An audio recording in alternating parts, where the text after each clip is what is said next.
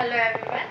सो हम लोग जो चैप्टर पढ़ रहे थे, chapter number 6 superposition of waves, उस चैप्टर का जो हम लोगों को आज टॉपिक पढ़ना है वो टॉपिक का नाम है vibrations of air column in a pipe closed at one and. ठीक है, सो टॉपिक का नाम क्या दिखाई दे रहा है? Vibrations of air column. इसका मतलब है कि यहाँ पर एयर मीडियम के जो पार्टिकल्स हैं उनमें क्या होने वाला है? वाइब्रेशंस। लेकिन किसमें? In a pipe closed at one end, या फिर इन अ पाइप। मैं सिर्फ पहले ये पाइप की बात करती हूँ। सो पाइप मतलब यहाँ पर एक सिलेंड्रिकल ट्यूब को पाइप बोला गया है। वो सिलेंड्रिकल ट्यूब कुछ इस टाइप की दिखती है। ठीक है, अब ये जो पाइप है, हमको दो टाइप के पाइप्स में ये जो वाइब्रेशन है वो पढ़ने हैं। तो वो दो टाइप के पाइप्स है। Number 1, pipe open at one end, या फिर pipe open at both ends. जिसका मतलब है pipe open at one and, यानी कि ऐसा पाइप जिसका एक एंड कैसा हो? ओपन हो, जिसका एक एंड कैसा होना चाहिए? खुला होना चाहिए। या फिर इसी को हम दूसरी तरीके से क्या बोल सकते हैं? Pipe closed at one and, यानी जिसका एक एंड कैसा है? क्लोज किया हुआ है। ओके, अब सेकेंड वाला जो टाइप है वो क्या बोल रहा है? Pipe open at both ends. इसका मतलब उसके दोनों ही एंड्स जो है वो कैसे रहेंगे? खुले रहेंगे, यानी ये वाला एंड और ये वाला एंड, यहाँ पर कोई भी बाउंड्री नहीं रहेगी।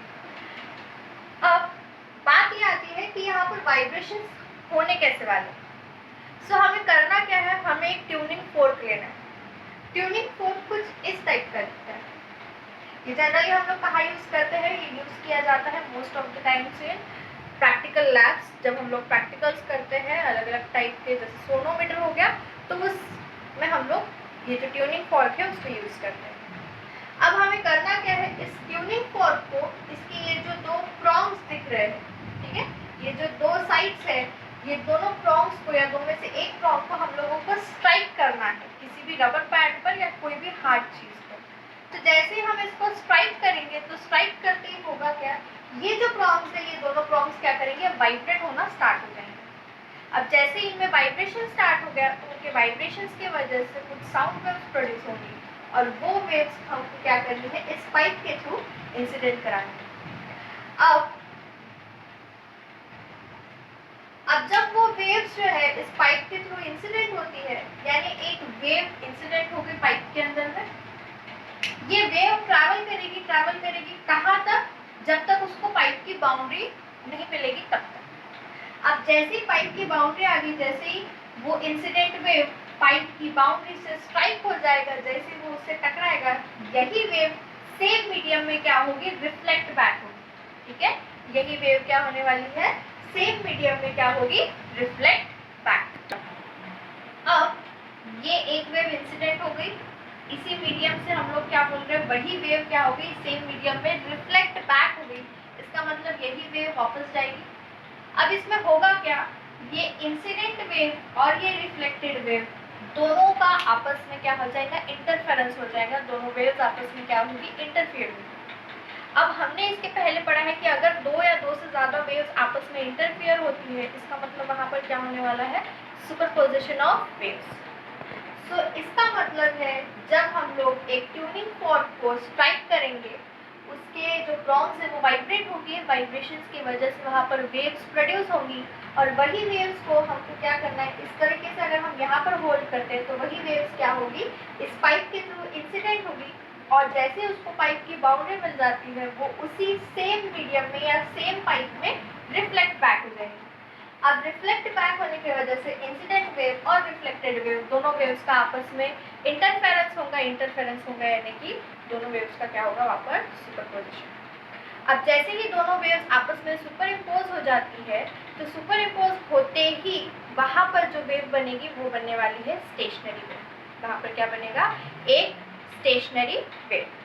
अब ये जो स्टेशनरी वेव है, स्टेशनरी वेव अगर हम लोग बोल रहे हैं, इसका मतलब वहाँ पर दो चीज़ें 100% होने ही वाली है। वो दो चीज़ें या वो दो पॉइंट्स कौन से हैं? एक तो बनेगा नोड, और दूसरा कौन सा बनता है?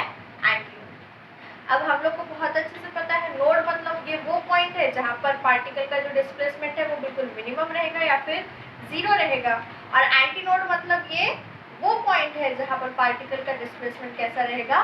बिल्कुल मैक्सिमम। अब होता क्या है कि जब कभी भी इस टाइप की कोई भी पाइप में स्टेशनरी वेव्स फॉर्म होती है तो स्टेशनरी वेव्स फॉर्म होने के लिए वहाँ पर कुछ बाउंड्री कंडीशंस होती है। बाउंड्री कंडीशंस मतलब जैसे हम लोग बोल रहे हैं कि नोड फॉर्म होने वाला है, एंटी नोड फॉर्म होने वाला है, तो वो नोड और एंटी नोड एग्जैक्टली कहाँ पर और किस पॉइंट पर फॉर्म हो सकते हैं, उसको वो चीज़ होती है बाउंड्री कंडीशन। तो वो बाउंड्री कंडीशन क्या है? देखो, बाउंड्री कंडीशन में सबसे पहली कंडीशन ये आ जाती है कि जहाँ पर पाइप का एंड है, जहाँ पर पाइप का जो एंड है वो क्लोज है, तो क्लोज्ड एंड पर हमेशा बनता है एक नोड। ठीक है, सबसे पहली बाउंड्री कंडीशन क्या है कि जहाँ पर पाइप का जो एंड है वो क्लोज्ड है, तो क्लोज्ड एंड पर हमेशा क्या बनेगा? एक नोड। जबकि जिस एंड पर पाइप का जिस एंड पे पाइप कैसा है, ओपन है, वहां पर हमेशा क्या बनेगा? एक एंटी नोड। अब ऐसा क्यों कि अगर एंड क्लोज्ड है तो नोड ही बनेगा और अगर एंड ओपन है तो एंटी नोड ही बनेगा? ऐसा क्यों होता है? बिकॉज हमें पता है कि नोड कैसा पॉइंट है, वहां पर पार्टिकल का डिस्प्लेसमेंट होगा नहीं बिल्कुल भी, और एंटी नोड कैसा पॉइंट है, वहां पर पार्टिकल का डिस्प्लेसमेंट कैसा रहेगा? बिल्कुल मैक्सिमम रहेगा। सो क्योंकि यहाँ पर पाइप का जो एंड है वो क्लोज्ड है, तो क्लोज्ड होने की वजह से यहाँ पर जो भी पार्टिकल्स है वो वाइब्रेट नहीं हो पाएंगे। सो इसीलिए यहाँ पर क्या बनता है? एक नोड बनता है। जबकि अगर पाइप का एंड ओपन है तो उस पॉइंट पर क्या बनेगा? Anti node. अब इसके बाद में जैसे हम लोगों ने इसके पहले के टॉपिक में क्या किए थे, जितनी लूप्स बनती थी उतनी लूप्स में नोड से नोड तक का डिस्टेंस, नोड से एंटी नोड तक का डिस्टेंस, ऐसा कैलकुलेट करके हम लोगों ने वो जो स्ट्रिंग थी उस स्ट्रिंग की लेंथ कैलकुलेट किए थे। बराबर है? सेम वैसे ही टाइप से हम लोगों को यहाँ पर भी ये जो पाइप है इसकी लेंथ को कैलकुलेट करना है। तो सपोज दैट अपन ले लेते हैं pipe open at one and, तो इसका मैं फर्स्ट वाला मोड ले लेती हूँ। फर्स्ट वाला मोड में कैसा होगा? So the first vibrational mode में एक ही लूप बनेगा बिकॉज मोड वन है। मोड वन है इसका मतलब यहाँ पर एक लूप बनेगा। इस पॉइंट पर नोड बनना चाहिए, इस पॉइंट पर क्या बनना चाहिए? Anti node. तो ये जो लूप है वो कुछ इस तरीके से तैयार होगा।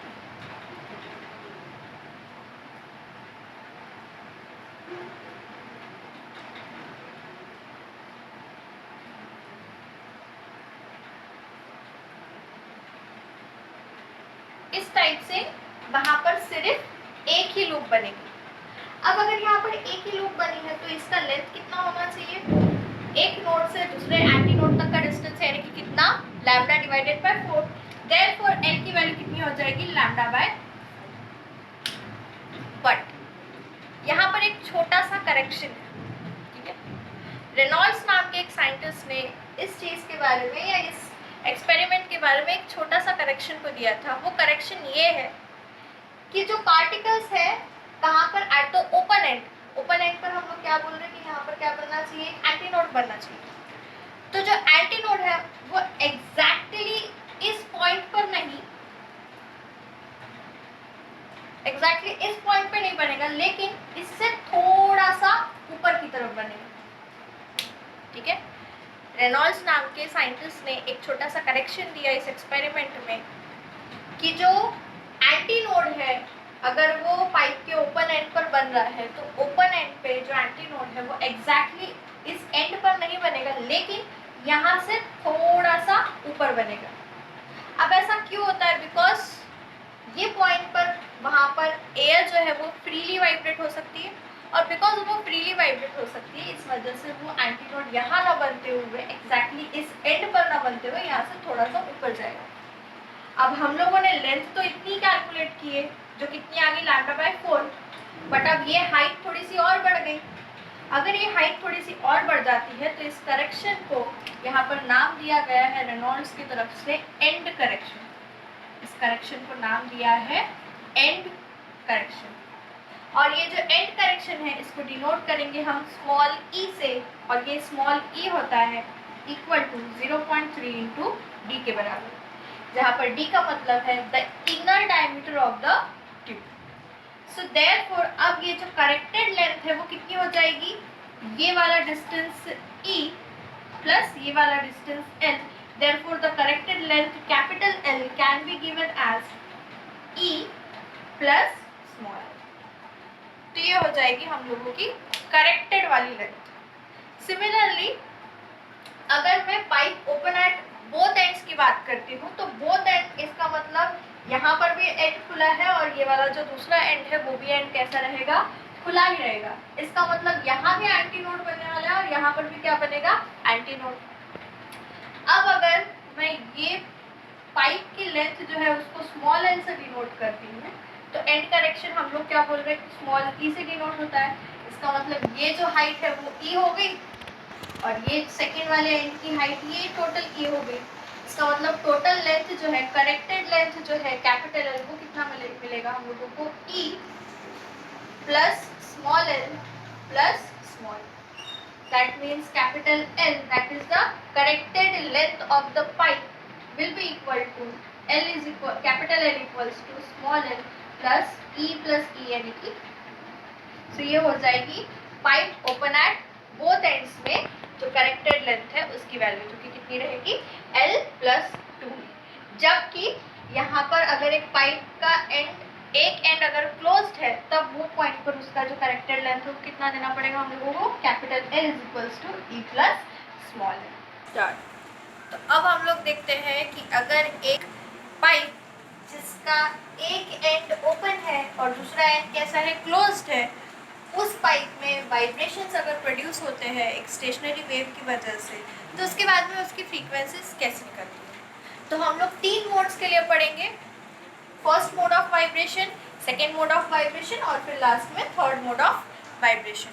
तो तीनों मोड्स ऑफ वाइब्रेशन में से हम लोग फ्रीक्वेंसीज को निकालेंगे, उसके बाद हम लोग सर्टेन कंक्लूजन्स पर पहुँचेंगे। तो ये इसमें कंसिडर पार्ट कैसा आएगा, देखो कंसिडर क्या करना पड़ेगा हम लोगों को सबसे पहले, तो क्योंकि हम लोगों को एक ऐसा पाइप लेना है जिसका एक एंड कैसा हो, क्लोज हो, तो कंसिडर क्या करेंगे हम लोग, consider a pipe which is closed at one end, या फिर इसका उल्टा भी ले सकते हैं हम लोग, consider a pipe which is open at one and. उसके बाद में hold a tuning fork at the open end of the pipe, हमें क्या करना है, एक ट्यूनिंग फोर्क को इसके ओपन एंड पर होल्ड करना है, such that the waves produced due to the tuning fork will be incident throughout the pipe। किस तरीके से, इस तरह से हम लोगों को उसको होल्ड करना है कि जो वेव्स इस प्रोंग में से प्रोड्यूस होंगी वो वेव्स क्या हो, इंसिडेंट हो through out the pipe. Now these incident waves will get reflected back in the same pipe as it strikes the boundary of the pipe या फिर the end of the pipe। जैसे ही वो इस and को strike करेगी वो waves क्या हो जाएंगी, reflect back, and thus we will get the stationary waves. Thus इसलिए उसके बाद में हम लोग को क्या मिलेगी, स्टेशनरी वेव्स। अब जब स्टेशनरी वेव्स फॉर्म हो जाएगी तो उसके बाद इसमें नोड्स और एंटी नोड्स भी प्रोड्यूस हो जाएंगे। So let us consider the first mode of vibration. पहला वाला जो मोड है उसको कंसीडर करते हैं हम लोग। तो अब इसमें सबसे पहले तो हम लोगों को ये जो पाइप है इसकी जो लेंथ है वो हम लोगों को निकालना है। तो लेंथ कितनी निकलेगी, क्योंकि फर्स्ट मोड ऑफ वाइब्रेशन है तो यहाँ पर एक ही लूप बनेगा। बाउंड्री कंडीशन के हिसाब से उसके एंड पॉइंट पर क्या आना चाहिए, जहाँ पर उसका एंड क्लोज है वहाँ पर क्या बनना चाहिए, नोड। तो यहाँ पर बन गया हम लोगों का एक नोड, और जो ओपन एंड है वहाँ पर क्या बनना चाहिए, एंटी नोड, जो थोड़ा सा ऊपर बनेगा by the close and, by the open and. Open and से वो थोड़ा सा ऊपर बनेगा। सो एक नोड से दूसरा एंटी नोड तक का डिस्टेंस कितना होता है हम लोगों को पता है, हमने पढ़ा है, जो कि कितना रहेगा, λ/4। देन स्मॉल एल की वैल्यू कितनी हो जाएगी, λ/4। नाउ यूजिंग द फॉर्मूला या we know that the velocity is given by v is equals to n lambda. इसमें से हम लोगों को फ्रीक्वेंसी निकालनी है, तो फ्रीक्वेंसी n को एक साइड रखेंगे, बाकी चीजें शिफ्ट कर देंगे। Therefore n is equal to क्या मिलेगा हमको, v/λ। आ गया। अब यहाँ से हम लोग एक चीज निकाल सकते हैं, अगर L इज इक्वल्स टू λ/4 है, देयरफॉर λ इज इक्वल्स टू कितना मिलेगा, 4L। देयरफॉर ये जो लैम्डा है इस लैम्डा की जगह पर मैं क्या पुट अप कर सकती हूँ, 4L। Therefore N is equal to V divided by lambda की जगह पर आ जाएगा 4L। तो ये क्या मिल गई हम लोगों को, frequency for the first mode of vibration. But इतना ही रहेगा क्या, स्मॉल एल ही मिलने वाला है हम लोगों को। हम लोगों ने पढ़ा है कि वहाँ पर क्या होता है, ये एंटी नोड था, ये ओपन एंड पर, ओपन एंड से थोड़ा सा हाइट पर, थोड़ा सा ऊपर वो बनता है, ऊपर फॉर्म होता है। सो वहाँ पर हम लोगों को एक चीज़ क्या ऐड करनी पड़ेगी, एंड करेक्शन। तो एंड करेक्शन ऐड करने से यहाँ पर क्या हो जाएगा, वो 4 × L + E। That means n is equals to v divided by 4। ये किसकी वैल्यू है, कैपिटल L की, तो यहाँ पर हम लोग डायरेक्टली पुट कर सकते हैं n is equals to v divided by 4। अब ये फर्स्ट मोड ऑफ वाइब्रेशन की फ्रीक्वेंसी निकल गई, इसका मतलब कि ये सबसे लोएस्ट वाली फ्रीक्वेंसी है, और सबसे लोएस्ट वाली फ्रीक्वेंसी को हम क्या कहते हैं, फर्स्ट हार्मोनिक्स। सो देयरफॉर हम लोगों को क्या मिल गया, ये फर्स्ट वाला harmonics, that means the lowest frequency. अब हम लोग देखते हैं सेकेंड मोड ऑफ वाइब्रेशन के लिए मोड 2 किस तरीके से फॉर्म होगा। So second mode of vibration है, इसका मतलब वहाँ पर कितने लूप्स फॉर्म होने वाले हैं, 2। सेम बाउंड्री कंडीशन, एक एंड पर नोड बनना चाहिए, यानी क्लोज वाले एंड पर नोड बनना चाहिए, और जो एंड ओपन है वहाँ पर क्या बनना चाहिए, anti node.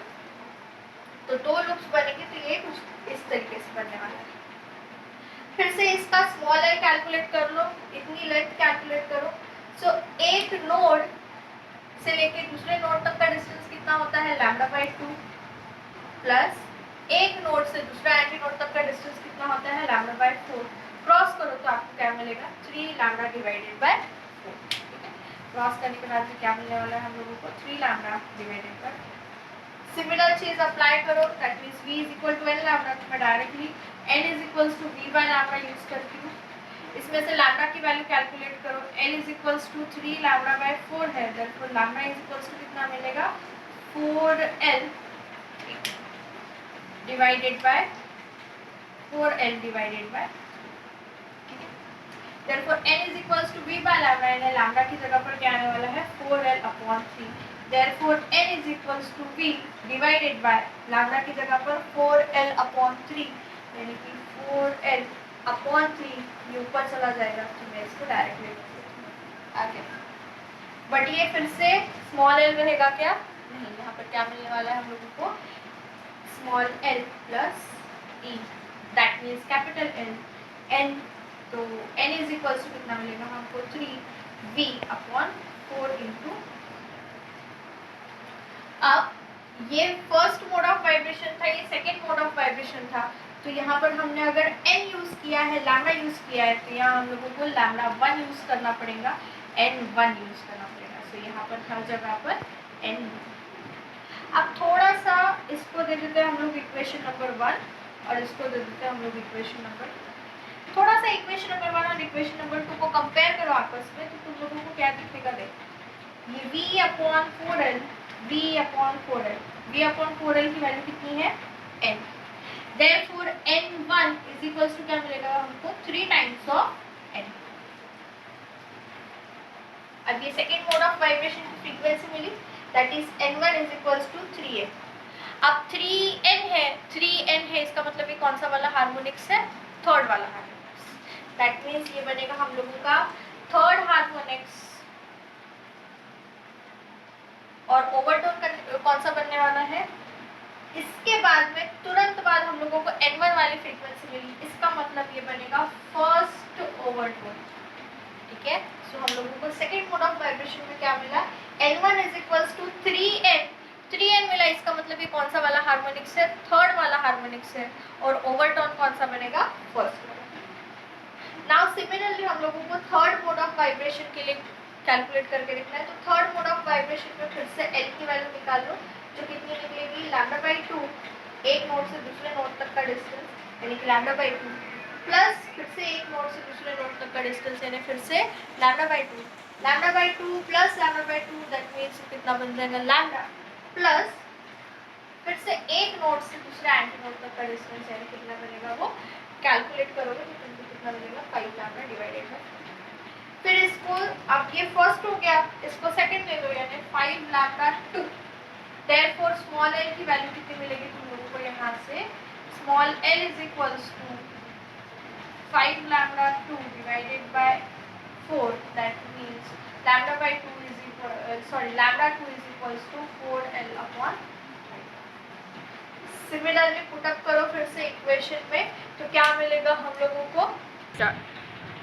So N2 is equal to V divided by lambda 2। Lambda 2 की वैल्यू कितनी है? 4L upon 5। पुटअप करो वैल्यूज को। So N2 is equal to V upon 4L divided by 5L। 4L divided by 5L, ये ऊपर चला जाएगा, ऊपर चला जाएगा। सो मैं डायरेक्टली इसको रख दूंगा। बट ये फिर से इतना ही मिलेगा क्या? नहीं, हम लोगों को करेक्टेड वैल्यू यूज करनी है, एंड करेक्शन को यूज करके। तो क्या मिलेगा आपको? N2 is equals to 5V divided by 4L plus E, या फिर इसको हम लोग डायरेक्टली क्या लिख सकते हैं? Capital L, 4 into capital L। फिर से इस इक्वेशन को कंपेयर करो, इसको दे दो equation number 3 and compare it with the equation number 1। क्या मिलेगा आपको? V by 4L, V by 4L, इसकी वैल्यू कितनी है? 10। Therefore, N2 is equal to क्या मिलने वाला है हम लोगों को? 5 इंटू इसकी जगह पर n। अब 5n मिला है, 5n मिला है, इसका मतलब कौन सा हार्मोनिक्स बनेगा? ये फिफ्थ हार्मोनिक्स बनेगा। और ओवरटोन कौन सा बनेगा? ये फर्स्ट ओवरटोन, तो ये कौन सा बनेगा? Second overtone. समझना?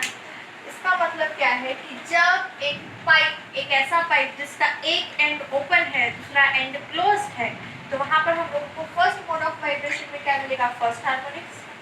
सेकंड मोड ऑफ वाइब्रेशन में क्या मिलेगा? Third harmonics. बट इसके तुरंत बाद वाला ओवरटोन है, इसलिए कौन सा? First overtone. उसके बाद में थर्ड मोड ऑफ वाइब्रेशन में हम लोगों को क्या मिलेगा? फिफ्थ हार्मोनिक्स, बट ओवरटोन कौन सा मिलने वाला है? Second overtone. अब इसके बाद अगर मैं N3 कैलकुलेट करने जाऊंगी तो मुझे अब 5 मिला, इसके बाद क्या मिलेगा? 7N, यानी कि कौन सा हार्मोनिक्स हो जाएगा वो? 7th हार्मोनिक्स, लेकिन ओवरटोन थर्ड वाला। उसके बाद वाला यानी N4 कैलकुलेट करने जाएंगे तो क्या मिलेगा हम लोगों को? 9N। 9N इसका मतलब कौन सा हार्मोनिक्स बनेगा? वो 9th हार्मोनिक्स बनेगा। और कौन सा? फर्स्ट, सेकेंड, थर्ड, फोर्थ वाला ओवरटोन। तो इस तरीके से हम लोगों को यहाँ पर एक कंक्लूजन मिलता है कि if there is vibration of air column in a pipe closed at one end, all the odd harmonics are present। जब कभी भी एक ऐसे पाइप में जिसका एक एंड कैसा है? ओपन है, या एक एंड उसका क्लोज्ड है, तब वो टाइमिंग पर हम लोगों को हार्मोनिक्स कैसे मिलने वाले हैं? पूरे के पूरे ऑड वाले हार्मोनिक्स। यहाँ पर सिर्फ 1 यानी फर्स्ट हार्मोनिक्स मिला, थर्ड, फिफ्थ, इसके बाद 7th मिलेगा, इसके बाद में 9th मिलेगा एंड सो ऑन। इस तरीके से यहाँ पर एक कंक्लूजन निकलता है। सो अब देखो, n इज इक्वल्स टू कितना मिला आपको? V by 4L, N1 equals to 3N, that means third harmonics first overtone, N2 is equal to 5N, fifth harmonics second overtone. तो इस पर से हम लोग एक कंक्लूजन निकाल सकते हैं that only odd harmonics are present in a vibration of an air column when the pipe is closed at one end. दूसरा अगर हम लोगों को यहाँ से निकालना है for pth overtone, that means जैसे ये फर्स्ट नंबर का हो गया, ये सेकेंड नंबर का हो गया, फर्स्ट नंबर का ओवरटोन हो गया, सेकेंड नंबर का ओवरटोन हो गया। अगर मुझे थर्ड नंबर का ओवरटोन निकालना है या फिफ्थ नंबर का ओवरटोन निकालना है, तो जनरल फॉर्मूला क्या बनेगा? NP is equal to 2P plus 1 into N। Example हम लोग करके देख लेते हैं। सपोज अगर मुझे थर्ड नंबर का ओवरटोन निकालना है, दैट मीन्स P की वैल्यू हो जाएंगी यहाँ पर कितनी? P इज इक्वल टू बनेगा 3। Therefore N3 will be equal to 2 into P की जगह पर क्या आ जाएगा? 3 plus 1 into N, that means 2 3 जा 6, 6 प्लस 1 7। सो मिल गया हम लोगों को 7th हार्मोनिक्स एंड कौन सा वाला ओवरटोन? थर्ड वाला ओवरटोन। सो ये एक इम्पॉर्टेंट टॉपिक है, मोस्ट ऑफ द टाइम इस टॉपिक के ऊपर में क्वेश्चन पूछा जाता है। क्वेश्चन सेम वैसे ही टाइप का रहेगा, show that only odd harmonics are present in the vibrations of air column कब? When it is through a pipe open at one and.